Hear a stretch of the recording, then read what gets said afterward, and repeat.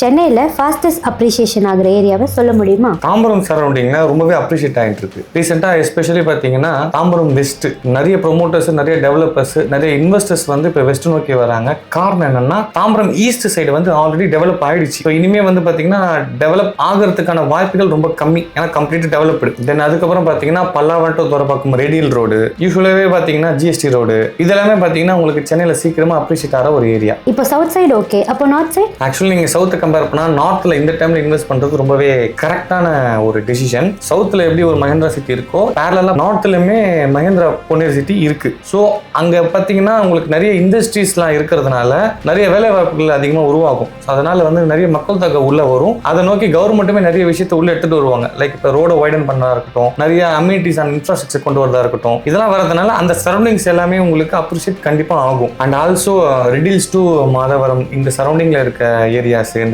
ORR பக்கத்தில் இருக்க areas, and most importantly திருவள்ளூர்ல பார்த்தீங்கன்னா உங்களுக்கு நாலேஜ் சிட்டி, காக்கிலூர் சிப்காட், இந்த மாதிரி விஷயங்கள் நிறைய இருக்கிறதுனால அந்த ஏரியா 100% வந்து உங்களுக்கு டெவலப் ஆகும். நான் சொன்ன லொக்கேஷன்ல பெஸ்ட் ப்ராப்பர்ட்டி டீடைல்ஸ் உங்களுக்கு வேணும்னா இன்வெஸ்ட்மெண்ட் கமெண்ட் பண்ணுங்க, நான் உங்களுக்கு டிஎம் பண்றேன்.